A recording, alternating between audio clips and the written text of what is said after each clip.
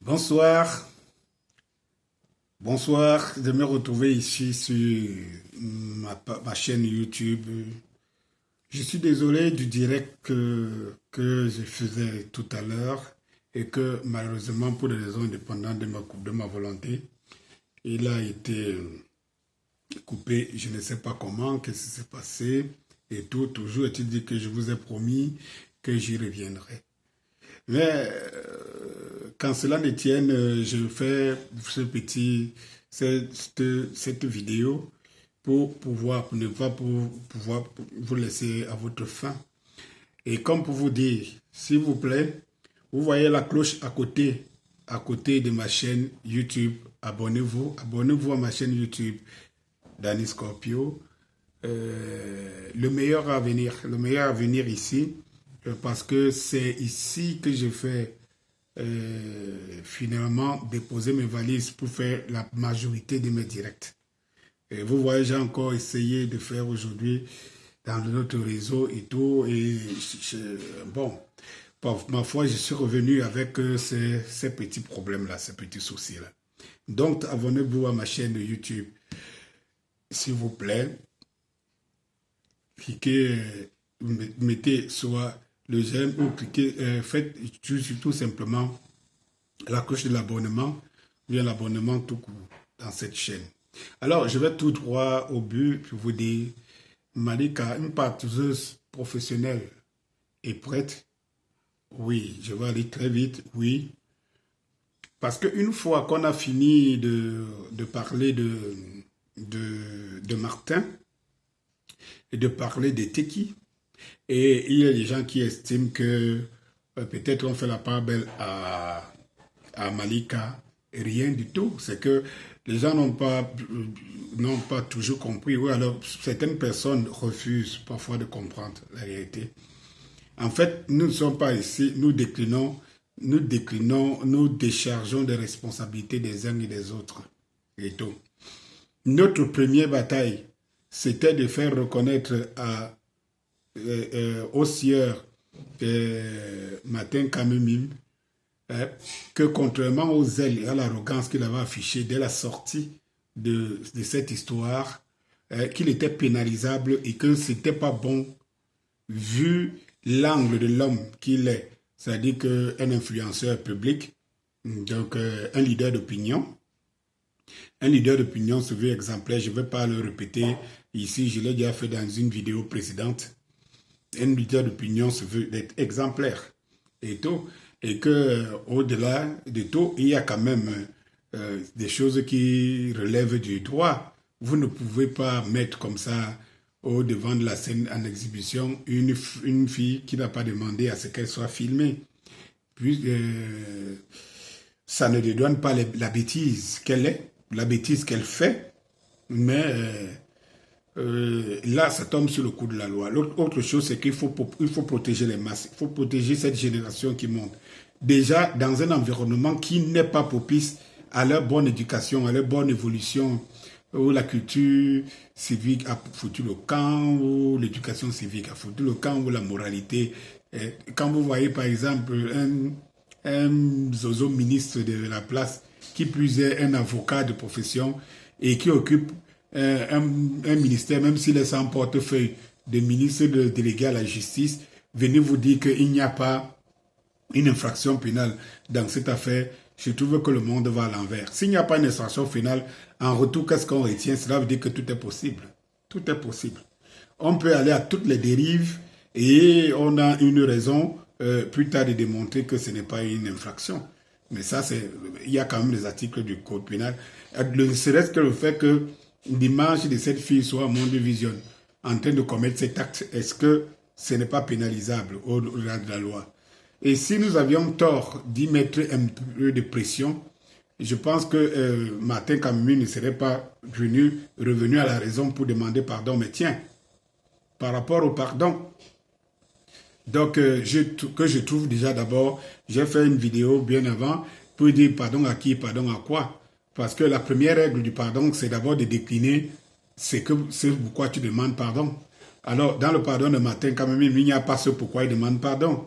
Alors, si quelqu'un vient vous dire, je vous demande pardon, vraiment, c'est que ce qui a été fait, qu'est-ce qui a été fait, quelle est la leçon qu'on doit tirer? Parce qu'il y a beaucoup qui ne comprennent pas le langage qu'on parle. Il y a nos enfants, nos petits frères, nos petites sœurs qui viennent derrière. Il faut qu'ils comprennent très bien ce qu'on est en train de décrire dans la société et qui n'est pas bien et qui doit les faire reculer parce que ces histoires-là deviennent de plus en plus récurrentes dans nos foyers, dans nos maisons et tout. C'est-à-dire que dans nos foyers, dans nos maisons que nous voyons là, nous gardons des bombes sexuelles, nos jeunes enfants, nos jeunes filles qui sont à la merci de ces genres de prédateurs parce qu'elles vont vivre des sensations fortes, mais on les conduit dans une route, donc un chemin de non-retour. Alors, il faut bien que la société prenne conscience de ça et qu'elle sanctionne. Il faut très bien que, parce que personne d'entre nous n'est à l'abri de ces genres de dérives, mais il ne faut pas que ça nous arrive pour qu'on comprenne que c'est mauvais. Je n'aimerais pas trouver ma fille dans ce genre de situation. Je n'aimerais pas voir les images de ma fille comme ça. On a des filles à la maison et tout. Et si, quand bien même on pouvait voir, si on ne peut pas sanctionner, cela veut dire qu'on encourage. Et alors, il fallait décrire au maximum. Moi, je n'en parlerai plus, je vais sortir de ce truc parce que je pense que ma mission est terminée. Je m'étais levé dès la sortie de matin, quand même, j'avais d'abord vu la dérive pour son point de son recadrage. Après, je ne sais pas, diable qui lui a demandé d'aller dans cette chaîne pour faire une émission en account où il va se mettre encore une fois de plus en valeur. Et il est le meilleur. On est en train d'accuser pour une affaire de mœurs, pour une affaire de basse moralité. Et tu viens montrer aux gens que tu es le meilleur présentateur, tu es le meilleur ceci. Donc, cela veut dire que tu es au-dessus de la loi, tu es au-dessus de tout. Si tu es le meilleur, quel est le regard que les générations qui viennent derrière doivent puiser? Cela veut dire que c'est ça. Tout cela enchaîne des éléments dont un meilleur doit véhiculer. Je pense que non. Non, ce n'était pas bon et ce n'est pas bon. Maintenant qu'il a demandé pardon, on passe à autre chose et c'est la justice qui doit faire son travail parce qu'en réalité, le pardon ne suit pas que tu payes, ne serait-ce que tu sois puni de tes crimes parce que de toutes les façons, si tu n'es pas puni, je ne vois pas pourquoi moi me punirais demain si moi je le fais. Voilà. Je ne vois pas pourquoi on serait en train de démontrer que ce qui arrive à nos jeunes filles, à nos filles et tout cela serait mauvais si jamais on ne punit pas. Et je ne comprends pas pour ceux qui viennent démontrer ici combien de fois, vraiment, matin, on s'acharne sur lui. On ne peut pas s'acharner sur quelqu'un qui commet un crime. Mais soyons un peu sérieux. Soyons un peu sérieux. Cela veut dire que nous encourageons le crime. Ah, mais je trouve quand même ça abominable. Vraiment. Donc. Et maintenant, une fois que je suis parti dessus, quand j'arrive au final, par rapport à lui pour terminer avec Martin, où les gens parlent par exemple de son histoire, pourquoi lui seul, pourquoi était qui, machin, truc. Premièrement, comme je vous ai expliqué, Eteki n'est pas une star, ce n'est pas un influenceur public, ce n'est pas un leader d'opinion. Un leader d'opinion, c'est un donneur de leçons. Et quand bien tu donnes les leçons, l'objectif c'est quoi? C'est que tu veux que les gens te ressemblent, qu'ils prennent ton exemple. La preuve, je prends le livre de Martin Kamimim. Il veut démontrer qu'il n'est pas de rien et comment il peut réussir. Ça, c'est une très bonne approche. Alors, mais attends un peu. Attends. Si ce que tu fais n'est pas le reflet n'est pas ton reflet, on va citer ton livre pour faire quoi? Cela veut dire que ça, c'est juste jeter les gens, donner une image qu'on n'est pas. Et Dieu merci, je pense que ces feuilletons a permis de savoir que nous présentons parfois des beaux visages, mais nous ne sommes pas forcément, au fond, ce que nous pensons, ou alors nous cherchons à faire passer aux gens que nous sommes. C'est tout. Bon, et Dieu qui avait demandé pardon des premiers jours et tout, c'est lui la personne qui était au cœur de tout, et lui il a menti, et ça se révèle plus tard que c'est lui-même qui a filmé la vidéo qui a été envoyée, donc, ou qui mettait en exhibition. Je ne sais pas si lui-même a demandé l'accord d'Eteki pour que cette vidéo soit mise à son exhibition, parce que imaginez que Eteki demain lui peut porter plainte, comment sa vidéo s'est retrouvée avec cette fille et tout. Donc, quand vous prenez des partis, il faut voir des choses dans tous les angles, Donc, Martin n'est pas au cœur de l'action pour rien. Et s'il demande pardon, encore que le pardon, pour moi, il est mal présenté, parce que vous ne pouvez pas demander pardon, c'est quelque chose, comme je disais tantôt au départ, où vous ne décriez pas les raisons pour lesquelles vous demandez pardon. Ça, c'est une chose. La seconde des choses, c'est que vous ne pouvez pas, par exemple, demander pardon et créer de l'émotion, susciter de l'émotion pour chez vous. C'est-à-dire qu'en votre rencontre, c'est-à-dire que vous demandez un pardon, non seulement vous ne dites pas, vous ne crachez pas la vérité, vous ne dites pas ce qui s'est passé, vous décriez tout simplement ce qui s'est passé, mais vous ne dites pas ce qui s'est passé pour qu'on puisse vous demander pardon. Et en plus, vous passez pour... Il faut qu'on ait des sentiments pour vous mettez de l'émotion et tout ça là. Ça, c'est un pardon fabriqué et biaisé. Et la seconde, la troisième des choses, c'est que je n'ai jamais vu un pardon qui est écrit. C'est-à-dire qu'en fait, tu viens demander pardon, c'est quelque chose que tu as fait, c'est un fait. Tu demandes pardon à partir du moment où tu sais que ce qui est dit, tu connais le fond de l'affaire.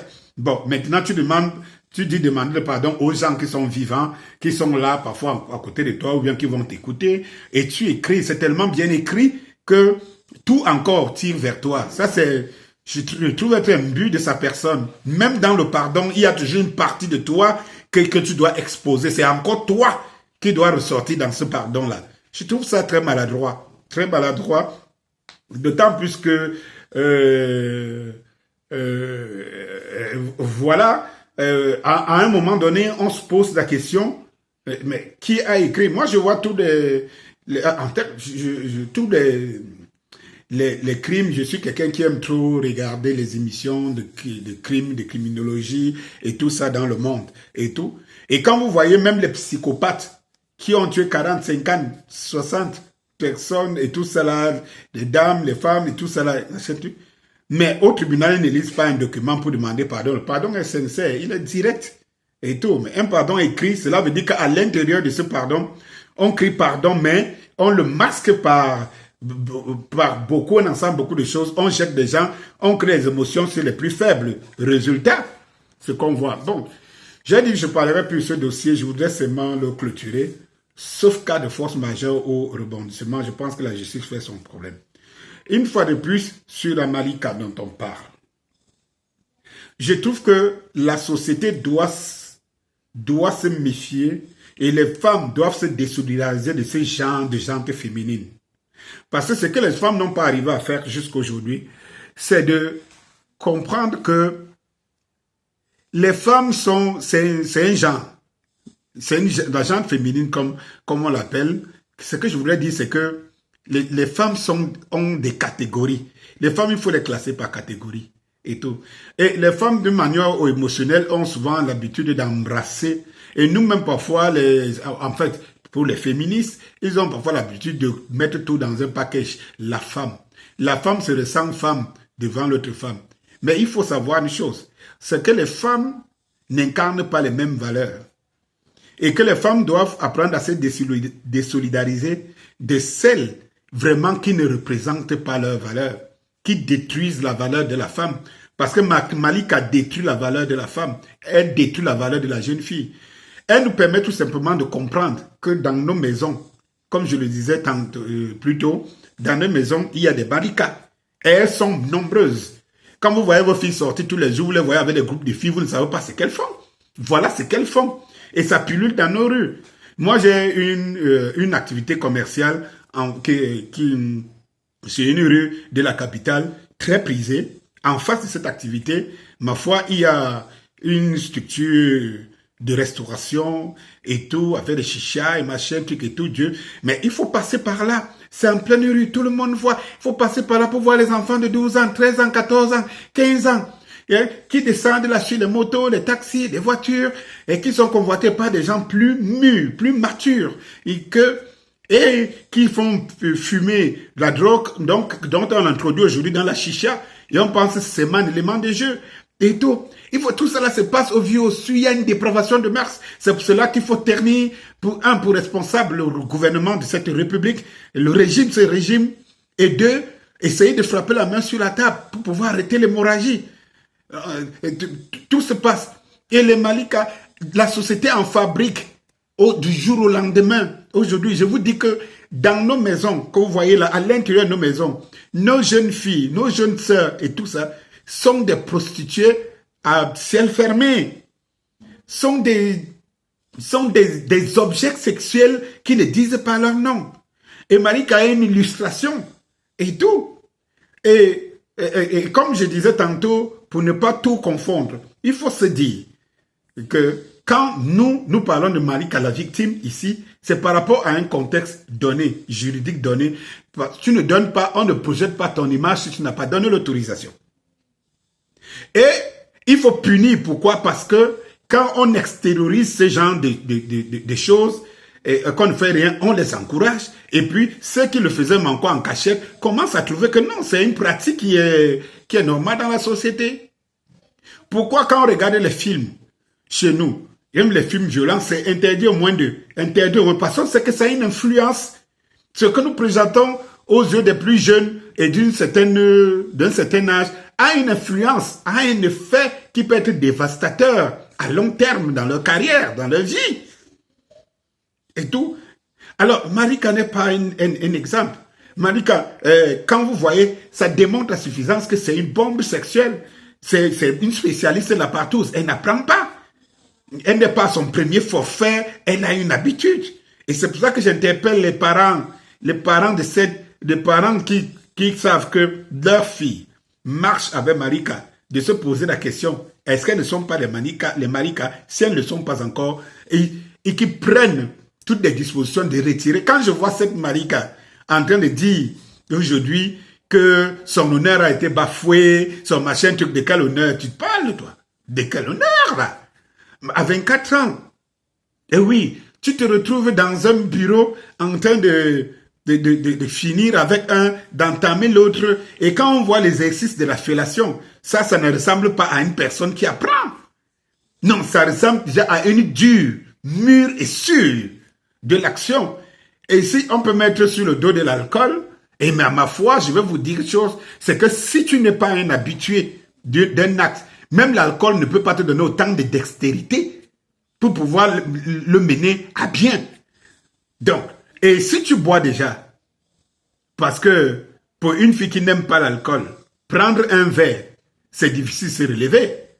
Mais dans le récit, donc qui a été concocté auprès de Marika, je présume, qui a été relevé par Boris Berthaud, vous vous rendez compte qu'elle n'a pas seulement pris un verre, elle a pris deux. Et l'autre chose qui nous montre que c'est une bombe sexuelle, et vraiment elle est spécialiste, elle est une ancienne dans ce genre de pratique. L'autre chose, c'est que premièrement, la dédicace montre à suffisance que Martin et des autres ont ce genre, le plaisir, ils font souvent pratique, sont dans des clubs où ils pratiquent ce genre de... D'ailleurs même, si la vidéo a fuité parce qu'elle passait par WhatsApp, cela veut dire qu'il y a des clubs. Et ma foi qu'il faut démanteler. Et il faut démanteler ces clubs. Parce que non, sinon, vraiment, moi je ne vois pas comment si demain je me trouve en train de succomber dans ce genre d'exercice et tout, on va me punir.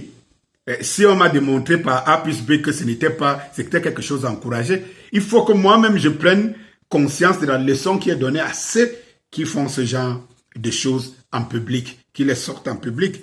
Quand dans la dédicace, Martin quand même dit, Marika, tu incarnes le plaisir qui transpire la force et le courage. Alors cela veut dire qu'à l'exercice de l'acte, la dextérité avec laquelle Marika s'exhibe et joue avec les deux hommes est très appréciée, est très prisée et relevée dans la dédicace de Martin Kamimim, qui au moment de faire la dédicace, il est encore dans l'exil du plaisir, qui ne se rend pas compte qu'il écrit des termes qu'à long terme pouvaient tomber sur monsieur n'importe qui. Ce livre, sa dédicace devait tomber sur monsieur n'importe qui, que ça prêterait toujours. Peut-être ce scandale était fait pour tomber d'un jour ou un autre. Même à partir de cette dédicace.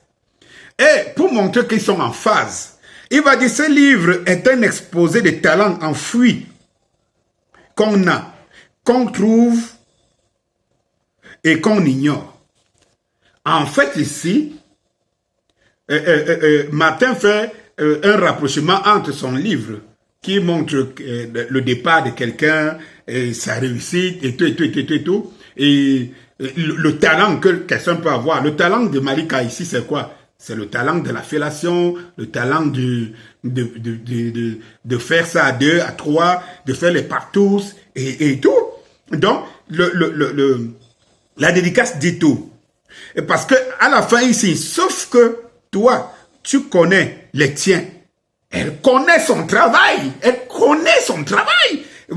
Parce que Martin le dit. Elle connaît son travail. Et tu enchantes le monde. Tu enchantes le monde. En fait, quand vous voyez cette dédicace, Martin avait tellement pris plaisir, atteint le sommet de l'exil. Peut-être l'orgasme qu'il avait ressenti, il n'avait jamais ressenti ça en autre. Cela veut dire que quand c'est quelqu'un qui a l'habitude de cet exercice qui le dit d'une personne, c'est qu'il a quand même trouvé une bombe en face de lui. Et il a accepté immortaliser cette bombe dans son propre livre. Et tout. Donc, en fait, c'est effectivement 3 adultes. Je peux dire comme ça, 3 adultes. Donc, la femme est encore même plus mature. Parce qu'elle exprime, Martin lui l'exprime, c'est comme si c'était sa première fois. Bon, mais quand on voit quand même les récits précédents et tout, on se rend compte que c'est pas la première fois Martin. Mais comme si c'était la première fois et tout, il est tellement ébloui qu'il écrit ça, il exprime ça, que tu es un professionnel. C'est lui qui écrit. C'est un des acteurs principaux de cette histoire qui écrit, qui exprime la chose devant et tout. Et regardez la suite, c'est que contrairement à ce que nous on pensait quand la ceste sort, que les premières photos étaient, la fille était venue, elle était lucide, elle était ceci. Non, c'est que ces photos sont même prises plutôt à la fin de l'acte. Puis une personne qui venait de commettre un acte qui n'était pas quelque chose qu'elle a l'habitude, la pratique, non seulement la dextérité de la fellation, les posters montrent qu'elle n'a honte de rien, elle se retrouve dans son monde. Elle se trouve dans son monde. Et encore, tout le démontre à suffisance. Lorsque Eteki les laisse, Martin et elle, pour aller chercher le whisky, c'est que l'objectif, c'est que Martin étale le processus, quoi, et tout. Elle a accepté donc, avant que Eteki ne rentre, elle a accepté le jeu qui était déjà arrangé par Eteki sur son dos. Elle a accepté le jeu et quand le whisky vient, elle prend, et elle ne va pas arrêter de prendre parce que même que le forfait qu'elle a commis, quand vous regardez maintenant, vous faites une lecture transversale de la chose, vous voyez que cette photo qu'elle a prise avant, quelle image qu'elle a prise après, et tout, elle est plus lucide. Pour une personne qui s'est droguée avant de commettre l'acte, elle est plus lucide. Elle pose encore des photos d'exhibition. Parce que c'est la photo avec Martin, donc, en fait, ici, c'est que quand on voit le poster de Martin, c'est qu'il est encore dans les nuages. Il est encore dans les nuages. Et quand on va voir les photos sur le tableau RSI, il fallait immortaliser ça au maximum. Et ce n'est pas la première fois qu'ils le font. Et si ça s'est sorti, cela veut dire que jusqu'au moment où cette vidéo ne sort, parce que tout s'est passé dans les heures, puisque quand la fille se retrouve dans la rue, on la voit avec la même tenue. C'est là qu'elle comprend qu'on l'a démasqué. Ça veut dire que les gars étaient dans l'exil total. Encore, tout se démontre parce que, en fait, dans le récit, il est dit que Eteki va lui dire que tu vas vivre une émotion hors du commun, quelque chose de très spécial. Et effectivement, la chose était très spéciale. Puisque à la fin, elle va sortir avec Eteki. Ils vont aller dans le premier bar du coin pour aller continuer à boire. Non seulement pour moi, c'est la poubelle qu'il ne faut surtout pas regarder avec des sentiments. Parce que, comme je vous dis encore, le problème de que ces gens doivent payer, c'est un problème de société, de protéger la société, de montrer à la société que ce que tu fais n'est pas bon. Quand tu fouettes ton enfant à la maison, ce n'est pas pour lui faire du mal, pour le mal, mais c'est pour qu'il arrive, parfois tu fouettes même avec beaucoup de chagrin en toi, c'est pour qu'il arrive à ne pas reproduire et savoir que c'est mauvais et que les autres qui sont aux côtés sachent que non, vraiment, si celui-là est puni comme ça veut dire que la chose là est grave. Et tout. Mais je vous dis que la Malika, c'est une honte de notre société d'aujourd'hui. C'est une fille qui plaît bien aux prédateurs. Et tout. Je ne sais pas. Bon. Peut-être va me porter plainte. Mais c'est de la saloperie. Tout court. Tout court. Et quand elle va faire le truc, et tel qu'il lui a dit, et ils sont arrivés, et ça ne l'a pas impressionné, et le fait qu'il avait arrangé ça avec Martin, et tout, ça ne l'a pas impressionné, et il a commencé avec qui est, c'est lui avec qui il fait ça. D'habitude, il n'y a pas un seul instant où, dans le récit, même de Boris Berthaud qui est concocté, qui est pris à ses côtés, donc elle le parle, il n'y a pas un seul instant où elle démontre qu'elle n'était pas d'accord, elle a hésité, elle n'a pas compris comment son copain l'amène chez son ami. Il n'y a pas ça. Et quand bien même, on aurait peut-être pu la violer et tout, ou l'amener par l'alcool et tout, quand on voit les photos qu'elle fait donc à la fin, c'est pas les photos qui montrent une personne qui est insatisfaite ou alors qui ne se reconnaît pas dans ce qui vient d'être passé. On voit une fille joviale, bien dégagée et tout.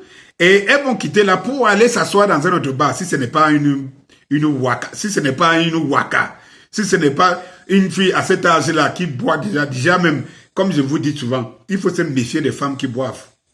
Pire encore des filles qui aiment l'alcool.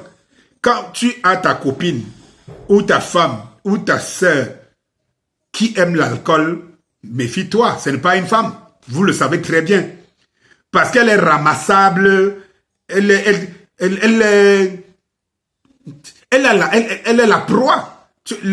Ici dehors, les gars n'ont même pas besoin de ça. Tu peux être fort n'importe comment, les gars vont te mettre le dos à terre. Mais si encore, tu te donnes des substances qui t'enlèvent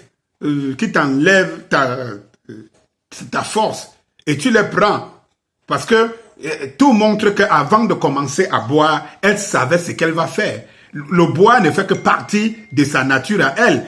C'est peut-être qu'elle sortait prendre parce qu'elle avait mal à la dent, mais elle pensait que bon, ok, d'accord. Mais une fois qu'on a arrêté le mal et tout, elle est entrée dans son monde, à elle. Donc quand une femme boit déjà, cela montre, traduit à suffisance. Quand tu vois une jeune fille qui prend autant le whisky quand elle le prend, et elle ne s'arrête pas, continue dans les bars à prendre, et tout, vous devez déjà comprendre que de là à l'autre côté, ce n'est pas difficile. Combien de filles ici, au fond d'elles, peuvent ici témoigner qu'elles ont été couchées ou bien elles ont été malmenées sexuellement par un homme parce qu'elles étaient sous. Toutes les filles qui boivent ont une histoire qu'elles ont un jour ou plus ou moins cédé, couché avec des hommes contre leur volonté. Mais avec la volonté de l'alcool, sans que cela les empêche de le faire. Est-ce que vous comprenez un peu? Moi, je suis un promoteur de début de boisson. Mais qu'est-ce que tu ne vois pas quand tu es dans ce monde-là? Quand vous voyez les hommes venir avec les filles au bar, même quand une fille n'a jamais touché à l'alcool, l'homme fait tout pour qu'elle boive de l'alcool. Il y a même des gars qui vont même jusqu'à dire, non, si tu ne bois pas l'alcool, tu ne bois rien. On t'impose à prendre. Parce que l'homme sait que quand une femme a déjà pris une, deux, elle devient vulnérable. Est-ce que la femme elle-même ne le sait pas? Elle le sait. Donc quand tu vois une femme aimer l'alcool, faut pas mettre trop d'assurance sur cette dernière. Ça c'est clair.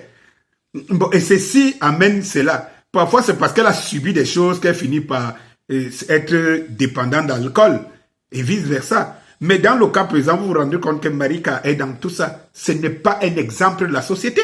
Ce n'est vraiment pas un exemple. Je m'en vais vous laisser là aujourd'hui. Peut-être on en parlera encore, mais il y a beaucoup de sujets. Il faut qu'on se concentre sur les sujets de la société. Je vais revenir sur le 3 juin qui se prépare. J'ai mon point de vue à donner à tous ces frères et sœurs de la diaspora qui ont promis se donner rendez-vous pour le 3 juin. Allez, bonsoir. Surtout, n'oubliez pas de marquer abonner, de vous abonner sur ma chaîne YouTube. Merci.